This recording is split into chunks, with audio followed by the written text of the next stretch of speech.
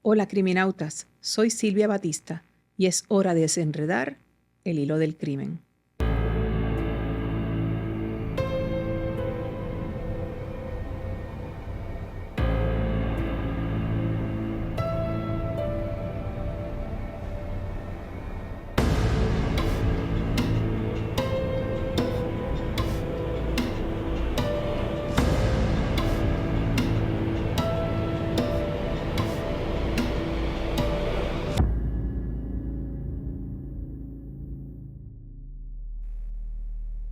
Modesto, California.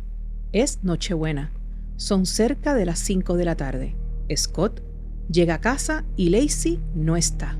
Scott se ducha, pone en la máquina de lavar la ropa que se ha quitado, agarra un vaso de leche y un pedazo de pizza que sobró de la noche anterior y llama a casa de su suegra, Sharon, y le pregunta si Lacey está ahí. Sharon, un poco confundida, le responde que no, que por qué. Y Scott le contesta: entonces Lacey está desaparecida.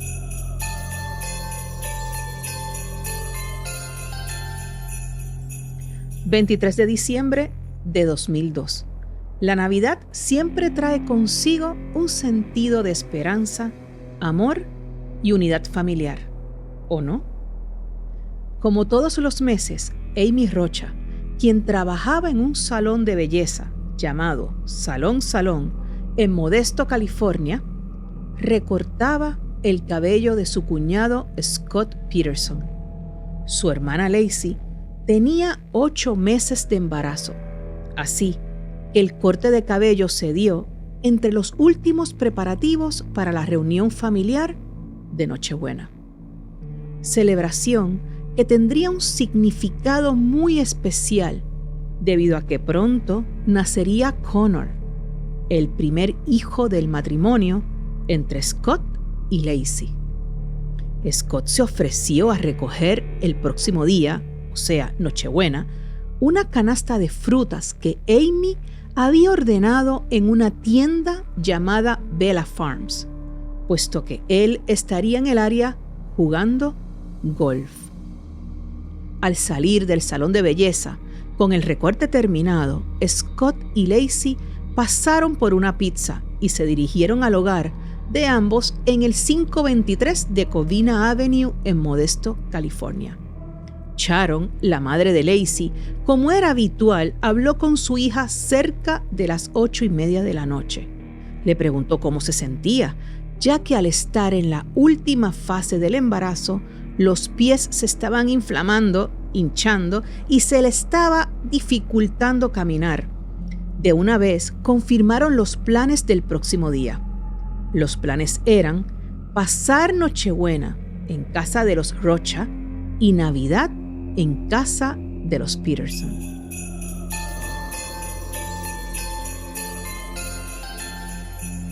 Y llega Nochebuena.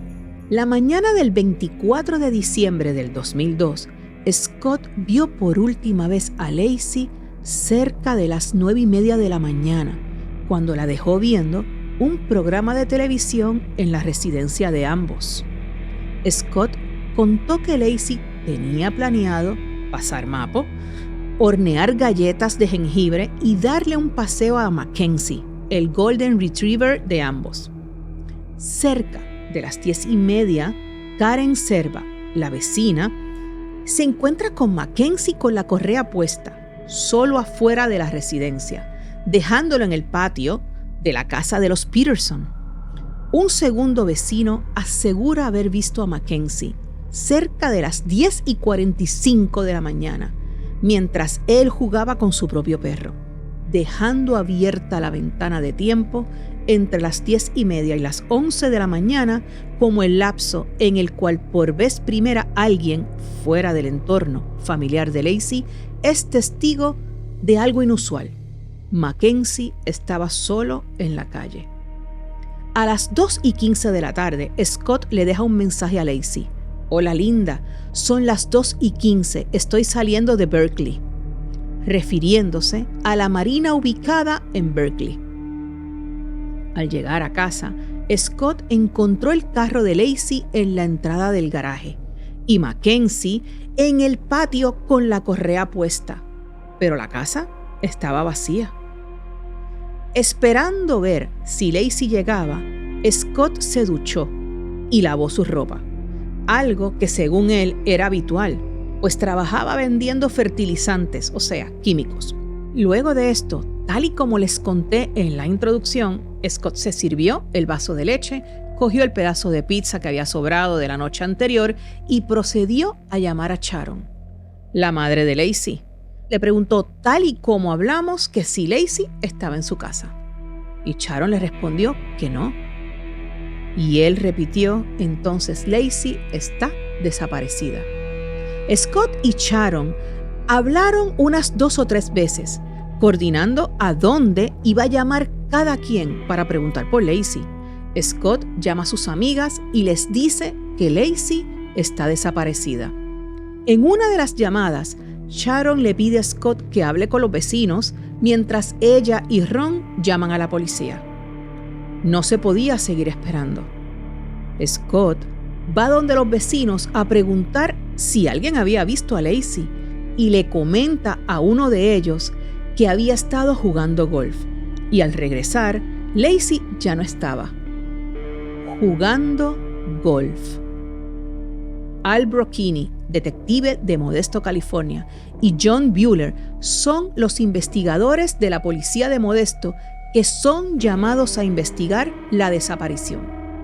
Los hijos de Al son grandes ya, lo que representaría un peso menos al ya difícil momento de examinar evidencia una noche buena. Brocchini se acerca a Scott, que estaba calmado y relajado, y respondiendo todo en calma. Al procede a preguntarle a Scott por las cosas personales de Lacey.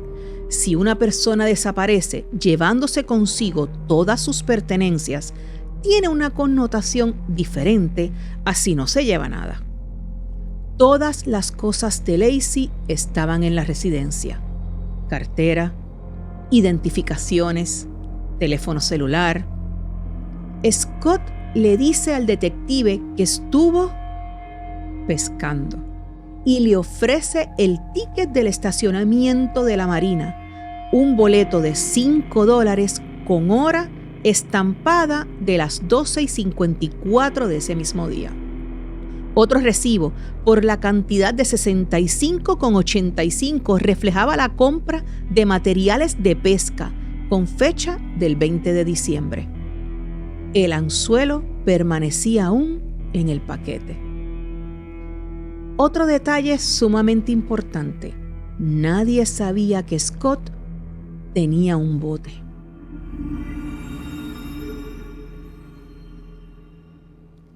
Le voy a dejar en la descripción del episodio un video donde pueden ver la entrevista entre Scott y el detective Al Brocchini. Hablemos de Lacey.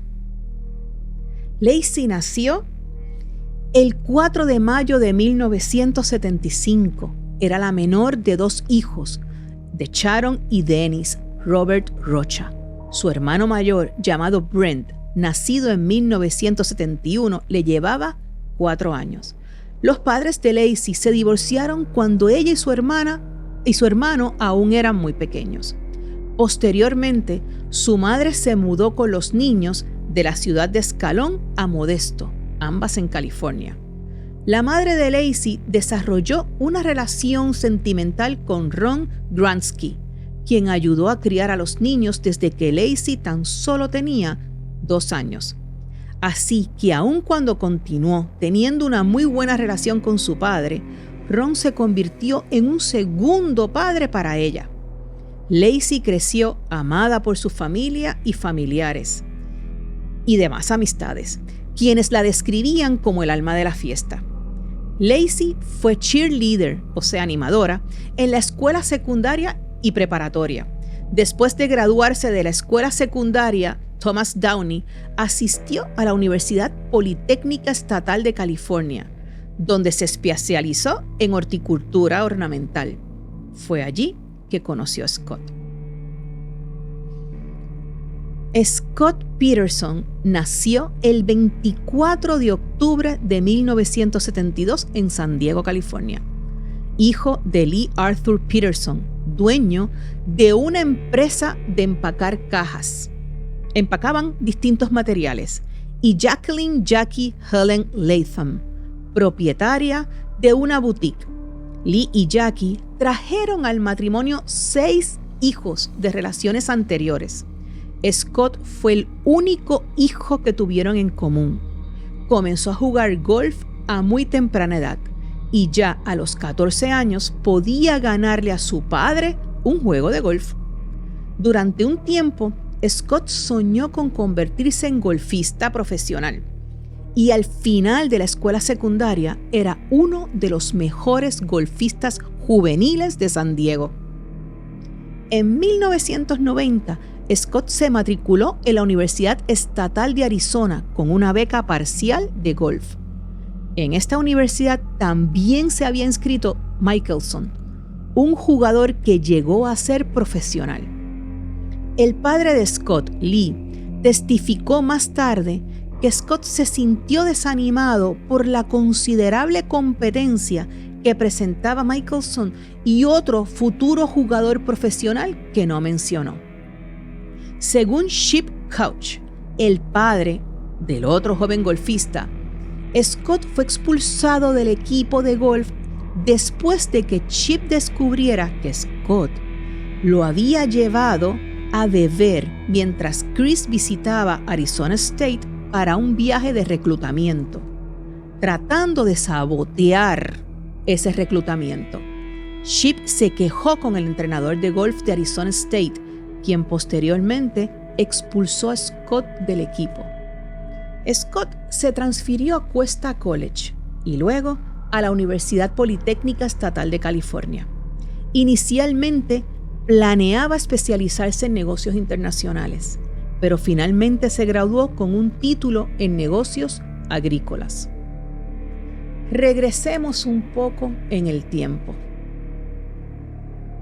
20 de noviembre de 2002. Scott conoce a Amber Frey en el Elephant Bar en Fresno por medio de un amigo en común. Desde allí fueron a cenar a un restaurante japonés y pasaron la noche juntos en un hotel de Fresno. Durante la cena, a las 2 horas de conocer a Amber, Scott le dijo que estaría pescando en Alaska para el Día de Acción de Gracias con su padre, su hermano y su tío. Que estaría en Kennebunk, en Maine, con sus padres para Navidad. Y que estaría en París para Año Nuevo y en Europa durante el mes de enero por negocios. Desde el 20 de noviembre, Scott se mantuvo conversando en repetidas ocasiones con Amber, quedándose con ella algunos días y manteniendo la farsa de que estaba soltero y disponible. Scott, quien trabajaba en una compañía de fertilizantes, le era habitual viajar entre ciudades por trabajo. El 6 de diciembre, Sean Sibley, el amigo en común entre Scott y Amber y quien fue el que los introdujo, almorzó con algunos colegas y se enteró de que Scott estaba casado. Sean llamó a Scott y le preguntó si estaba casado o no. Scott le respondió que había estado casado, pero que había perdido a su esposa. Sean le dio a Scott hasta el lunes próximo para contárselo a Amber. Lunes 9 de diciembre. Scott llama a Amber y le comenta que tiene que hablar con ella. Va para la casa con cara preocupado y llorando y le confiesa que había mentido sobre que no estaba casado, que había perdido a su esposa y estas eran las primeras Navidades sin ella. Ese mismo día, Scott Peterson compra el bote. 14 de diciembre, fiesta en casa de las amistades de Lacey. Lacey, sola en la fiesta y Scott con Amber. Y regresamos a Nochebuena. Y luego de todo lo que ya les relaté, Brocchini entrevista a Scott en la estación de la policía, donde luce calmado, relajado y en calma, y no hace ni una sola pregunta sobre la búsqueda de Lacey. Les dejo en la descripción del episodio un link con dicha entrevista. El 26 de diciembre, el departamento de la policía de Modesto le pide a Scott hacer un registro de la casa. Scott se niega. Solicitan una orden de registro en el tribunal. Se les concede la orden, la cual ejecutan entre el 27 y el 28. Entre las cosas que se percatan es que la plancha de pelo estaba conectada y el asiento acomodado frente al espejo. Más tarde este detalle se utilizaría para levantar la teoría de que Lacey se había arreglado luego de Scott irse. Pero esto no sería prueba del hecho, porque el mismo Scott pudo haber acomodado las cosas para hacer parecer que fue Lacey quien lo hizo, ¿o no? Otro detalle importante lo es el robo en la residencia de los Medina, los vecinos de la casa de al frente de los Peterson. Los Medina estuvieron fuera de su residencia el 24 y el 26 de diciembre y al regresar se dieron cuenta de que les habían robado. Llaman a la policía, se investigan y dan con los ladrones, a quienes se les incautó la van que usaban para los robos que habían cometido en los últimos días. Se recuperan las cosas de los Medina y no encuentran nada de Lacey entre las pertenencias. Los ladrones dicen no saber nada de Lacey Peterson, toman la prueba del polígrafo, la pasan y van a la cárcel por el delito de robo. 30 de diciembre de 2002. Amber informó a los detectives que había conocido a Scott el 20 de noviembre. Y él dijo que estaba soltero. Además, Amber le confía a los detectives que Scott dijo el 9 de diciembre que era viudo y que esa Navidad sería la primera sin su esposa.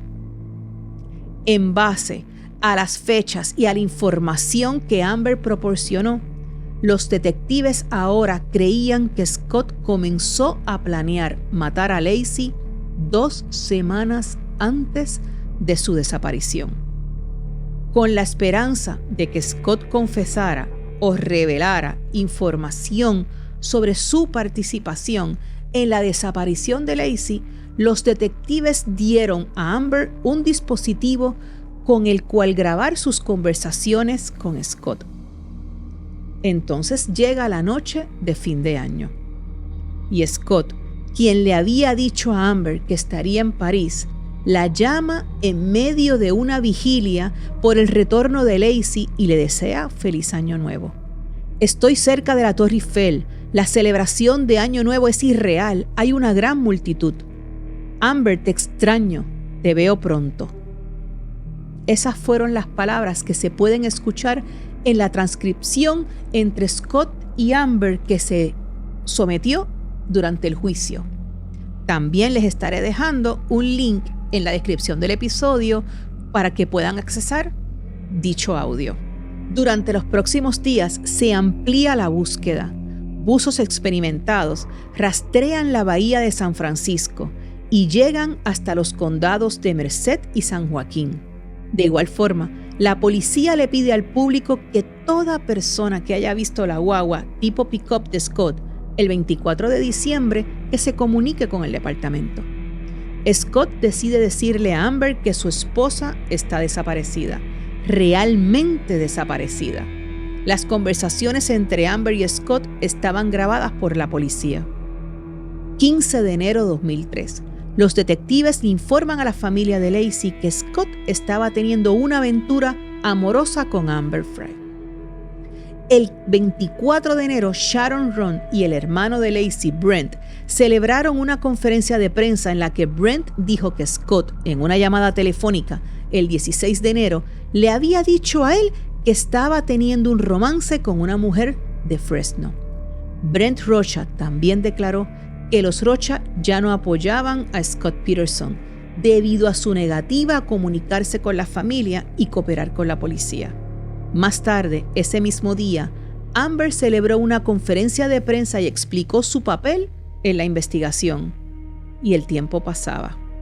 Pasó el invierno, la fecha en que Conner estaba pautado para nacer, y llegó la primavera.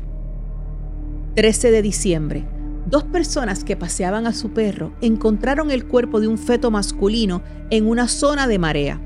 Al día siguiente, un transeúnte vio un torso humano en un rompeolas de la costa de Point Isabel, aproximadamente a 1 milla de donde se encontró el cuerpo del feto. 5 días más tarde, las pruebas de ADN confirmaron que los cuerpos eran los de Laci y su hijo no nacido, Conner. El cuerpo de Laci carecía de cabeza, brazos, la mayor parte de las piernas y órganos internos, y estaba hinchado y severamente descompuesto. La autopsia reveló que Laci tenía 2 costillas rotas y que su útero y cuello uterino estaban intactos. El doctor Peterson y los patólogos forenses del estado testificaron que los órganos faltantes y la desarticulación eran condiciones consistentes con un cuerpo con peso en las muñecas y los tobillos y sumergido en el agua de mar durante varios meses. Cabe señalar que este patólogo Peterson no tiene nada que ver con la familia de Scott. Ni la fecha de muerte de Laci ni las costillas rotas ocurrieron post-mortem, o sea, después de haber fallecido. Aunque la cabeza y las extremidades faltantes llevaron a rumores de que Laci fue desmembrada de antemano, el Dr. Peterson no encontró marcas de corte hechas por humanos y concluyó que su cuerpo probablemente se desarmó debido a las condiciones marinas después de ser anclado. La cabeza, los brazos y las piernas de Laci nunca fueron recuperados. El Dr. Peterson concluyó que Conner había muerto en el útero y su cuerpo fue expulsado del cadáver en descomposición de su madre. El descubrimiento de los cuerpos de Laci y Conner cambió el estado del caso de persona desaparecida a homicidio y permitió a los detectives ampliar su investigación poniendo a Scott Peterson como el principal sospechoso. El FBI y el Departamento de Policía de Modesto realizaron búsquedas forenses en la casa de Peterson. Mediante pruebas de ADN mitocondrial, el FBI vinculó un cabello envuelto alrededor de un par de alicates encontrados en el barco de pesca de Scott con cabellos recuperados del cepillo de pelo de Laci. La policía registró la camioneta, la pick-up, la caja de herramientas y el almacén de Scott y encontró un ancla de hormigón casera en el barco de Scott. Ese barco, que Scott compró 2 semanas antes de denunciar la desaparición de Laci. Scott dijo a los detectives que utilizó una bolsa de 90 libras de hormigón para hacer un ancla de barco y utilizó el resto del hormigón, o sea, del cemento, para reparar su entrada. Cuando el detective Dodge Hendy registró el almacén de Scott el 27 de diciembre, encontró un polvo de cemento en el remolque del barco y 5 marcas circulares que coincidían con el tamaño y la forma del cubo utilizado para hacer el ancla. El detective también encontró un mazo y una pala cubiertos con cemento en polvo. Los fiscales alegaron que Scott hizo 5 anclas y usó 4, una atada a cada una de las muñecas y tobillos de Laci para hundir el cuerpo en la bahía de San Francisco. Después que Scott fue arrestado, la policía buscó las anclas en la bahía de San Francisco, pero no encontró nada. 18 de abril del 2003. Los detectives arrestaron a Peterson en el campo de golf Torrey Pines en La Joya, cuando se encontraba con su padre y su hermano para un supuesto partido de golf. Peterson se había teñido el pelo y la barba de rubio, y su vehículo estaba repleto de equipo y suministros, incluidos casi $15,000 en efectivo, pastillas de Viagra, equipo de acampar y de supervivencia, varios cambios de ropa, 4 teléfonos celulares y 2 licencias de conducir, la suya y la de su hermano. Lee Peterson, el padre de Scott, explicó que Scott utilizó la licencia de su hermano para obtener un descuento para residentes de San Diego en el campo de golf, y que vivía en su coche para evitar la atención de los medios y el acoso de la prensa. La policía y los fiscales alegaron que el cambio de coche, el pelo teñido, el dinero, los teléfonos, la licencia de conducir y el equipo de acampar indicaban que Peterson estaba tratando de camuflajearse y de huir a México. Aquí vemos una foto de Scott Peterson. Ese es el mugshot cuando lo arrestaron. El juicio The People of State of California versus Scott Peterson se inició en junio del 2004, seguido de cerca por todos los medios. Los abogados Rick Distaso y Mark Geragos se encargaron de la defensa de Peterson. Los abogados de Scott pusieron como base la ausencia de pruebas directas e intentaron desacreditar las pruebas circunstanciales. Mencionaron que los restos de Connor eran de un embarazo a término para emitir la hipótesis que Laci había sido secuestrada, tomada de rehén hasta el nacimiento de su hijo, antes de ser asesinada junto a Connor y ser lanzada a la bahía. Pero los expertos forenses de la oficina del procurador fueron capaces de establecer que el embarazo no era de término y que el bebé falleció al mismo tiempo que la madre. Geragos dijo incluso que la mujer había sido secuestrada por una secta satánica y que Peterson era un canalla por haber engañado a su mujer embarazada, pero que no era un asesino.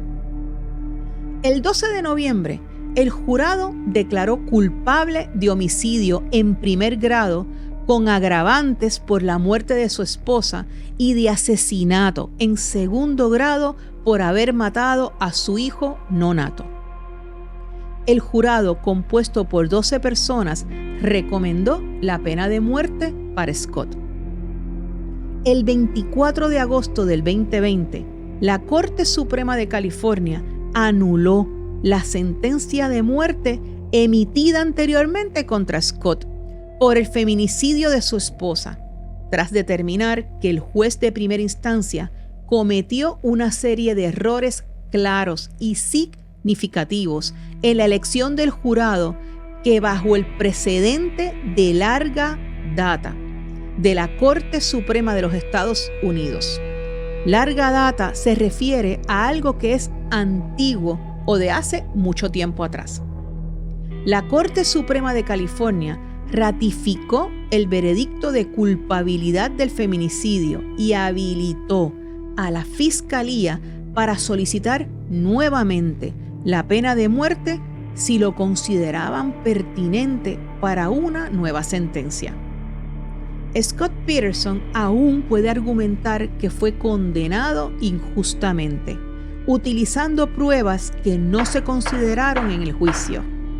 En enero del 2024, Los Angeles Innocence Project una organización que busca excarcelar a personas condenadas por delitos graves mediante el empleo de nuevas técnicas científicas no afiliada al Innocence Project fundado por Barry Scheck y Peter Newfield, anunció que su equipo de abogados representaría a Peterson en su búsqueda por un nuevo juicio.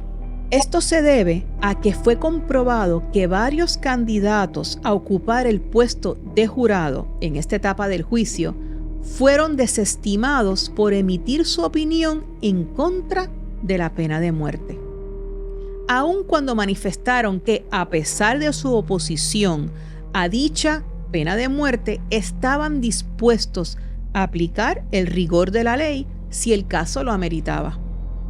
Esta maniobra por parte del juez de primera instancia fue determinante para imponer la sentencia de la pena capital. Unido a esto, se espera poder utilizar nueva tecnología de ADN en un pedazo de tape que estaba adherido al cuerpo de Laci.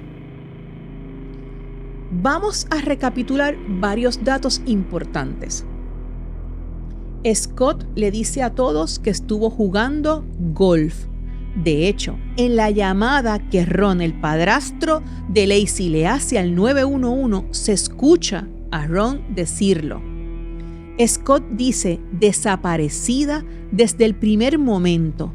Lo habitual es decir no sé dónde está Laci, Laci no está, Laci no responde su teléfono.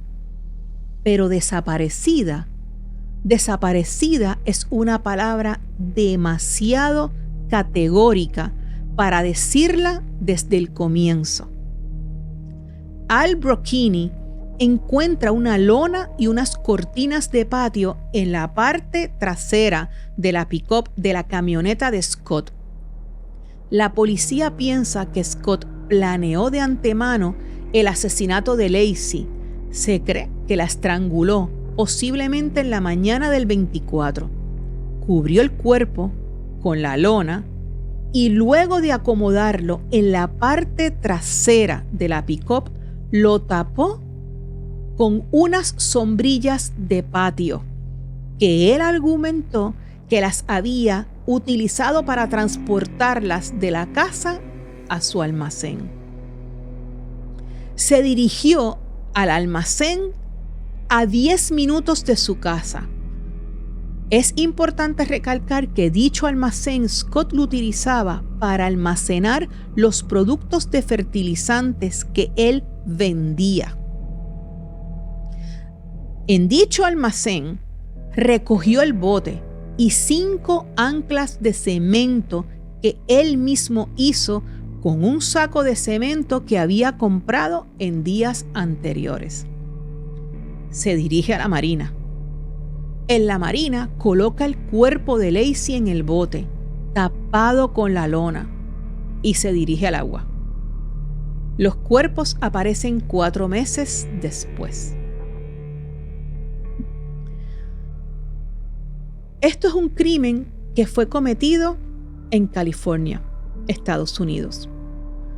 Para traerlo un poco en el contexto de Puerto Rico, y como siempre que hay un crimen fuera de la isla, nos podemos cuestionar distintas cosas que tienen que ver con las leyes en Puerto Rico, me comuniqué con la licenciada Mari Carmen Carrillo Justiniano para hacerle varias preguntas que nos pudieran dar un contexto real si hubiera ocurrido en la isla. Yo me cuestioné si hubiera sido aquí, si se le hubiera acusado de asesinato en primer grado por la muerte del bebé, o igualmente hubiera sido simplemente en segundo grado.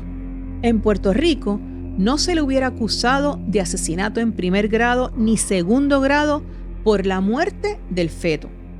Solamente se lo hubiera acusado por la muerte de su esposa.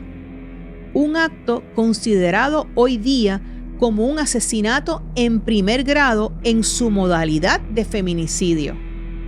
La legislación federal sí tiene un delito separado por la muerte de un feto.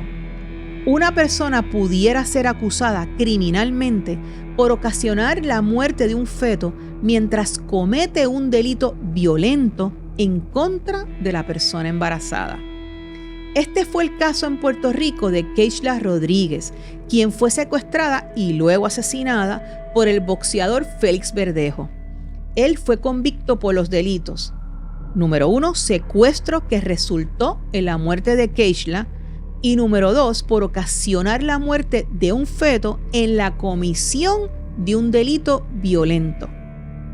Luego de la muerte de Keishla en Puerto Rico hubo intentos de pasar legislación para crear un delito separado por la muerte de un feto como resultado de un crimen violento, pero no prosperaron por las siguientes razones. Primero, no haría diferencia en la pena, y segundo, el impacto que pudiera tener en los derechos a la salud reproductiva de la mujer. Otra cosa que yo me cuestionaba era si en Puerto Rico el juicio por jurado o directamente a través de un juez se da por decisión del acusado o la acusada, o depende del delito. A lo cual la licenciada Carrillo Justiniano me comentó que toda persona acusada criminalmente de un delito grave o menos grave que conlleve una pena de reclusión de 6 meses o más tiene derecho a ser juzgado por un jurado imparcial, compuesto por personas que representen su comunidad. Este derecho le pertenece solamente al acusado o a la acusada, pero puede renunciarlo para ser juzgado por un tribunal de derecho, es decir, solamente por el juez que presida la sala del tribunal en la cual se celebre el juicio. La renuncia al derecho de ser juzgado por un jurado será aceptada por el tribunal luego de que la persona acusada claramente lo exprese y le asegura al tribunal que fue decisión voluntaria, personal e informada, es decir, que está consciente de las consecuencias de su decisión. Por último, le pregunté qué delitos pueden conllevar en Puerto Rico a la pena de muerte. Y ella me explicó que la Constitución de Puerto Rico prohíbe la pena de muerte, por lo cual una persona convicta en nuestros tribunales nunca estará sujeta a dicha pena. Sin embargo, por nuestra relación con los Estados Unidos, nos aplica la ley federal que sí impone la pena de muerte a personas convictas por ciertos delitos cometidos en Puerto Rico. Algunos de ellos son el asesinato de ciertos funcionarios públicos u ocasionar la muerte, me expresé mal, me disculpan, de una persona en la comisión de un secuestro. Bueno, esto sería todo por el momento.